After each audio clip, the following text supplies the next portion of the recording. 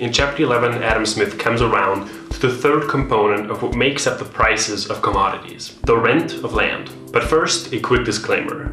Chapter 11 is with more than 100 pages, very long. Mostly because Smith goes into a lot of detail about the historic value of gold and silver. Additionally, Smith kind of tricked us with the title of the chapter, the rent of land. In reality, he talks about a lot more than just rent. To save you and me some time, we're only going to go into the examples that add value or explanatory power to the ideas of Adam Smith. Still, this video is quite a lot longer than usual, but bear with me, it's all going to be worth it in the end. Let's get to the chapter. By rent, Smith means the price being paid for the use of land, which you, as landlord, will set as high as possible. Of course, you will have to leave your tenant a share that covers paying the workers that work the land, keeping up a stock of wheat for seeds, purchasing and feeding cattle, and ordinary profits. By ordinary profits, Smith means the kind of profits that are common in your area. But the rest of his money, you will, as a landlord, make him pay as rent. A share that covers all these expenses, including profit, is the lowest share a tenant can accept without being a loser. This rent is called the natural rent of land. Sometimes the landlord is nice or stupid enough to make the tenant pay less. And sometimes the tenant is nice or stupid enough to pay more. But Smith says that doesn't happen very often, so he regards these cases as exceptions. The landlord doesn't really care what the tenant does with the land. He wants his rent no matter what. He wants rent according to what he knows can be done with the land. So if you don't produce anything on there, that's on you. The landlord can always rent out to someone who utilizes the land's productive potential. If there's potential for wheat production, he will base his rent on that. If there's a lake next to it where you can fish, he will factor in potential fishing as well. Sometimes these rents would even be paid out in fish or wheat. Smith writes that it is important that the commodity that is produced on the land is worth more than what it costs to produce it and bring it to the market. Otherwise, the landlord may not be able to demand rent at all. That price, of course, depends, as we learned in Chapter 7, on the demand for that commodity. A crucial point that Smith makes is that rent affects the prices of commodities in a different way than profit or wages. High wages or profits can cause high commodity prices, and low wages or profits can cause low commodity prices. But high or low rent is caused by high or low commodity prices. Because if prices are high, the person selling can afford high rent and will therefore have to pay high rent. But if prices are low, the person selling cannot afford high rent and will therefore either pay low rent or no rent at all. Alright, Smith now divides the chapter into three parts. Part 1 of the produce that can always afford rent, Part 2 of the produce that may or may not afford rent, and Part 3 of the changes of values of these produces. Let's get to Part 1 of the produce of labor that always affords rent. That produce, according to Smith, is food. Why food? Because food is always in demand. And because of that, someone growing food can always afford to pay rent. The improvement of farming techniques has made it possible for the farmer to feed not just himself, but a whole bunch of people. The stuff he produces is enough for profit, rent, and wages. But now we need to find a way to determine exactly what that rent is going to be. The rent varies with the fertility of the land, with more fertile land having higher rates than barren land, the dominant food source of the population, more about that in a minute, whether it's near a big town or out in the country, with additional costs of transportation lowering the rent out there in the countryside, and additional, more specific factors, like does it have a nice view. The location factor can of course change. Building roads or bridges enables people to bring goods more efficiently and cheaper to the market. Thereby, it has the same effect as if you move the land closer to the city. The money that's no longer being spent to pay people to carry stuff on old, long, unpleasant roads can potentially increase wages, profit, and rent. Smith finds a way to include his free trade ideas here, and just so happens to mention that local monopolies can be broken up by building canals, roads, or bridges. Monopoly, besides, is a great enemy to good management. Smith now introduces a new idea. Food can serve as benchmark for rent. Since most countries use most of their cultivated land for growing food, the price of that food influences even the rent of land where people don't grow food. Just because theoretically someone else could grow food there. That price can vary with not only the fertility and the remoteness of the land, but also with what the dominant crop is. Corn in England and most of Europe, or rice in parts of China. Adam Smith now tells us how paying rent changed over the course of history. The relation of the price of butcher's meat to the price of bread is very different throughout different times. At the beginning of the development of a country, butcher's meat started out being very cheap. That was because there were massive uncultivated land areas with a lot of space for cattle. Corn, on the other hand, although producing much more food per acre, cannot be grown without a great deal of labor, making it more expensive. As countries start to cultivate the wilderness, there's not enough land left to satisfy all demand for butcher's meat with just the cattle that's running around in the wild. Hence, meat prices go up.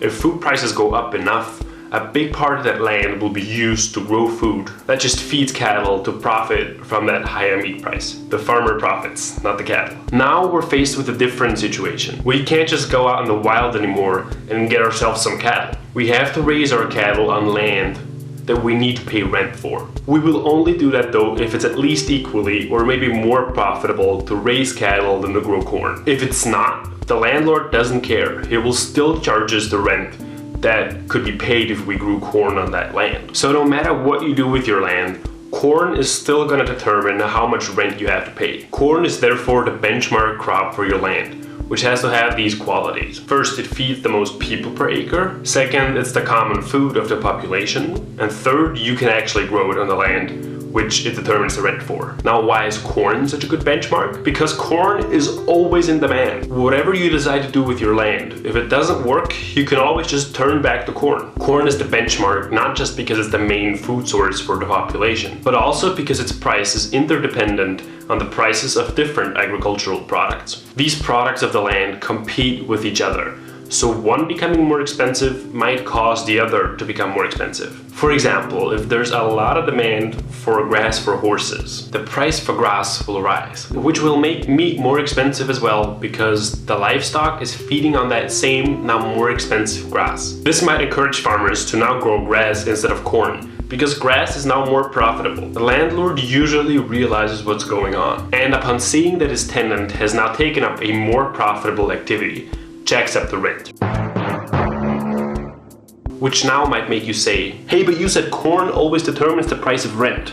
In this case, it doesn't. Well, yes, not directly, but growing grass instead of corn will decrease the supply of corn and thereby raise its price. This goes on as long as it takes for the market to find its new equilibrium. And we're back to these corn prices matching the rent of the land, and thereby still serving as a benchmark for rent. Smith also describes what happens to rent if there's not enough land to satisfy effectual demand. Let's go back to the law of supply and demand. The produce of land will always be given to those willing to pay the most, so more than what would be enough for wages, profits, and ordinary rent. The greater part of this surplus will be paid out in rent. We can see this in some regions of France, where the soil supposedly influences the quality and taste of the wine. Some vineyards in these regions cannot produce enough wine to satisfy effectual demand, which increases prices and thereby rent. Oh, my wine is the best wine, and therefore I can charge more than ordinary rent. Ooh.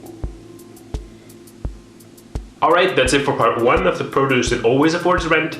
Now on to part 2, about the produce of land that sometimes does and sometimes doesn't afford rent. What else do we need besides food? Lodging, clothing, and John Green novels. Alright, maybe not that last one. According to Smith, lodging and clothing can afford rent only sometimes. But wait, why only sometimes? Well, supply and demand. In its root state, land produces lodging and clothing to a much greater extent than it produces food. Just think of the wilderness. It provided our ancestors with a lot of caves and other places to sleep in. However, they still had to spend a lot of time hunting and gathering the food they ate. In fact, most of their time. The furs and skins they wore was something they had in abundance as well, since it came with the food they hunted. The law of supply and demand tells us here that lodging and clothing are thereby not going to be a profitable business and can thereby not afford rent. However, this might change when land is cultivated. When land is cultivated, it can produce much more food than before, and thereby the relation between food and lodging and clothing changes. So because now there's less lodging and clothing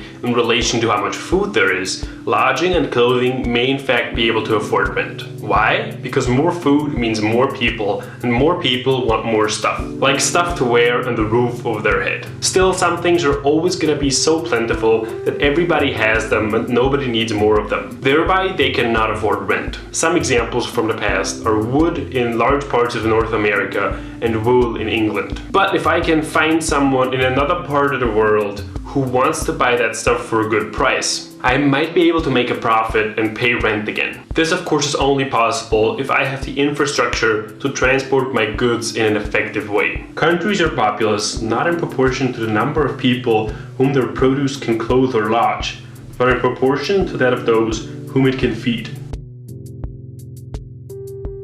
Food is necessary for our survival, and my demand for it isn't very flexible. So I will spend as much time as it takes to acquire it. If I have to spend 99% of my time just acquiring food, I will. Everything else I'm more flexible about. Like if I can't build myself a nice house, I'll just sleep in a cave. Or if I can't sew myself a nice shirt, I'll just wear some furs or skins. Smith then describes how improvements in farming freed us up to satisfy other needs we might have. Since my desire for food is limited, if it only takes me 50% of my time to acquire the food I need, I can spend that other 50% of my time working to satisfy some other needs or wants I might have. As farming improves, less and less time is needed to provide food for everyone. And we are able to devote a lot more time and energy to things like nice furniture, fancy cars, or buying the new Justin Bieber album. Food not only constitutes the principal part of the riches of the world, but it is the abundance of food which gives the principal part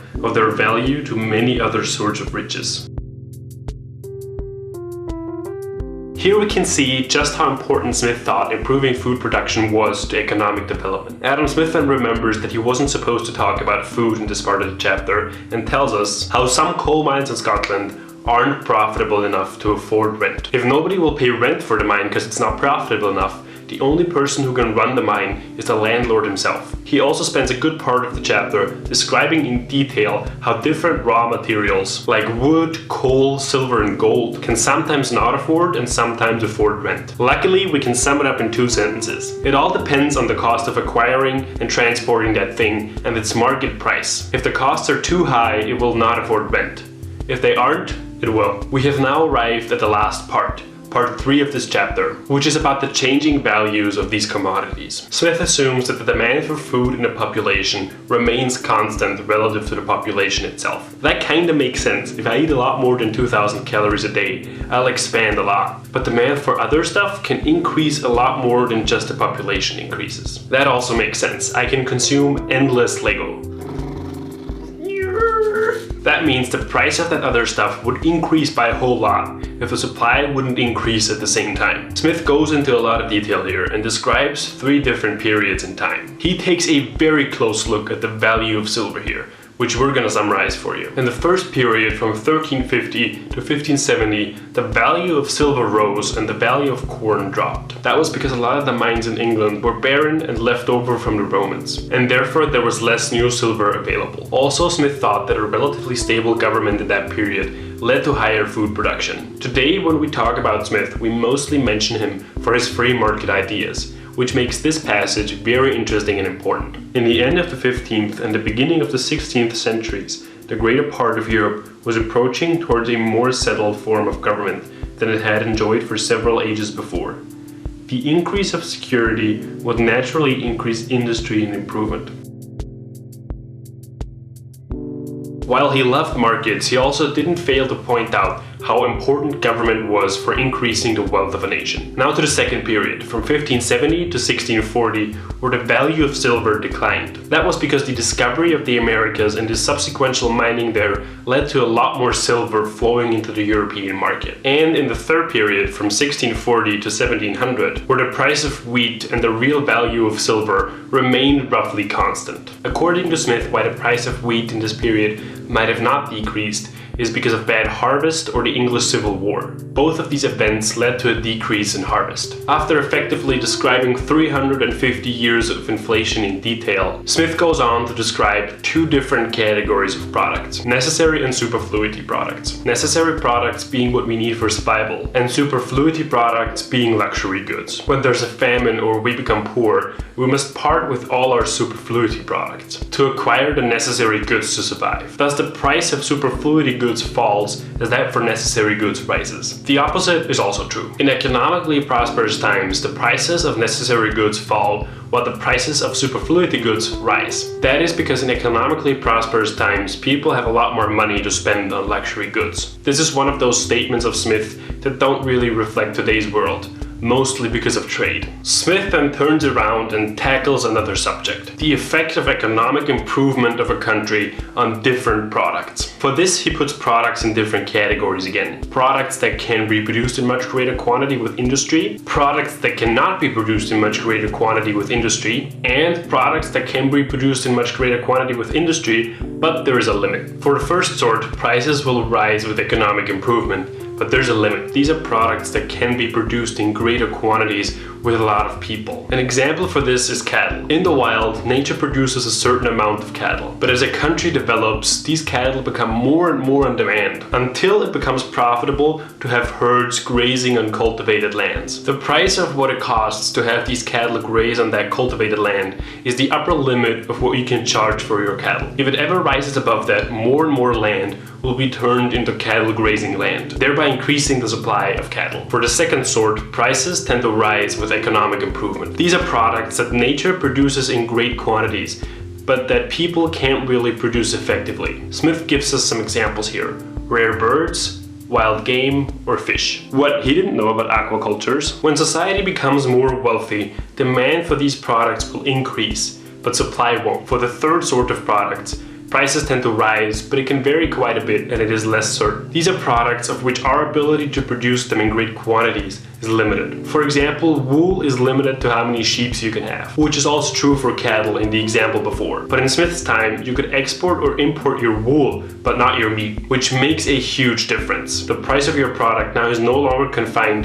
to what people at the local market would pay for it. In conclusion to this, Smith throws a little shade at other writers. According to him, they saw the low money price of corn in some countries as proof that those countries were poor. This was connected to the notion that an abundance of gold and silver meant that a country was rich, and the lack thereof meant that a country was poor. However, it is only proof of how much gold and silver was provided to these countries by their mines. The increase of the money price of goods in Europe in the 18th century wasn't caused by a real increase of wealth, but by the discovery of more mines in the Americas. Although real wealth and money prices increased at the same time in Europe, those two phenomena, according to Smith, had very different causes. One is a result of stumbling across a lot of mines in foreign continents, and the other is a result of the fall of the feudal system and the establishment of stable governments that provided the industry with the only encouragement it needed: security to enjoy the fruits of its labor. In other words, these writers confused correlation with causation. Smith now remembers that he's already more than 100 pages into chapter 11,